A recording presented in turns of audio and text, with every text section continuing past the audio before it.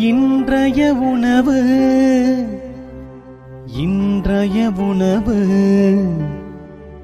இன்றைய உணவு.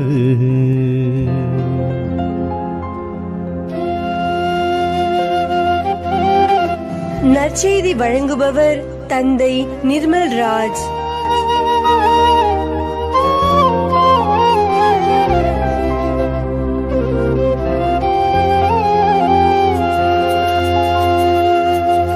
இயேசுவில் பிரியமுள்ள சகோதர சகோதரிகளே, உங்கள் அனைவருக்கும் இறை ஆசிரையும் ஜெபங்களையும் அன்போடு தெரிவித்துக் கொள்கின்றேன்.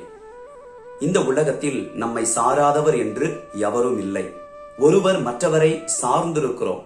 எல்லாரும் நாம் இயேசு கிறிஸ்து தலையாக இருக்கிறார், அவரோடு ஒட்டி கொண்டிருக்கிற உடல் பாகங்களாகவே இருக்கிறோம்.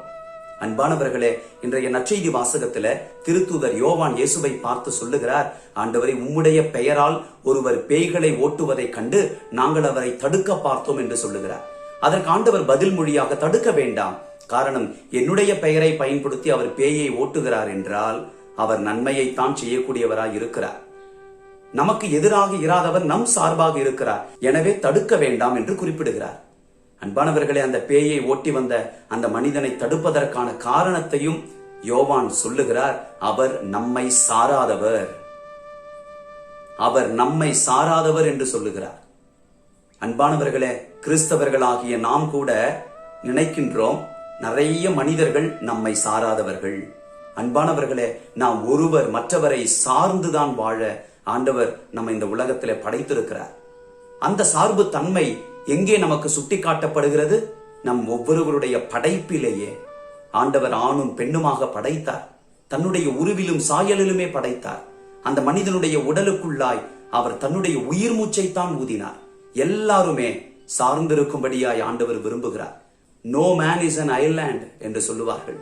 கலாத்தியருக்கு எழுதப்பட்ட திருமுகம் 3வது அதிகாரம் 28வது வசனத்துல வாசிக்கிறோம். பவுலடியார் குறிப்பிடுகிறார், இனி உங்களிடையே யூதர் என்றும் கிரேக்கர் என்றும் அடிமைகள் என்றும் உரிமை குடிமக்கள் என்றும் இல்லை, ஆண் என்றும் பெண் என்றும் வேறுபாடு இல்லை, கிறிஸ்து இயேசுவோடு இணைந்துள்ள நீங்கள் யாவரும் ஒன்றாயிருக்கிறீர்கள்.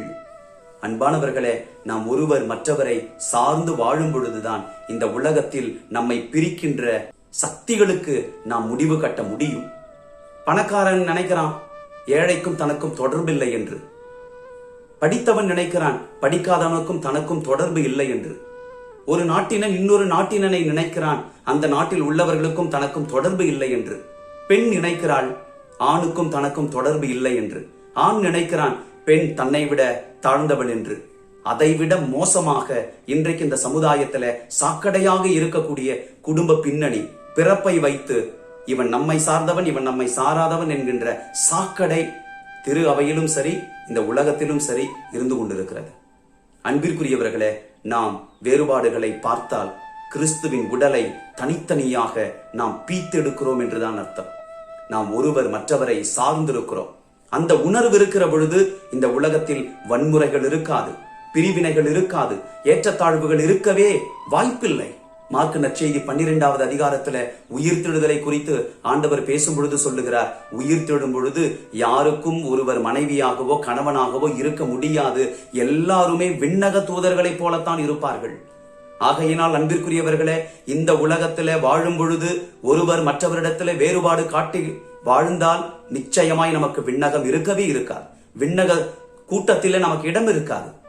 இந்த உலகத்தில பிரிவினைகளை பிணக்குகளை ஏற்படுத்தி கொண்டு மோட்சம் கிடைத்துவிடும் என்கின்ற நம்பிக்கை இருந்தால் அதைவிட முட்டாள்தனமான எண்ணம் வேறு எதுவுமே இருக்க முடியாது. எங்கள் அன்பின் தகப்பனே, நாங்கள் ஒருவர் மற்றவரை சார்ந்து வாழ சகோதரத்துவ உணர்வு எங்களிலே மேலோங்கட்டும். எங்களிடையே இருக்கக்கூடிய வேறுபாடுகளை எல்லாம் நாங்கள் களைய வேண்டும். ஆண்டவரே, உம்முடைய சாயலிலும் உருவிலுமே நாங்கள் படைக்கப்பட்டு இருக்கிறோம். எனவே எங்களிடையே வேறுபாடுகள் இல்லை என்பதை நாங்கள் ஒவ்வொரு நாளும் உணர்ந்து கொள்ள செய்திருடும்.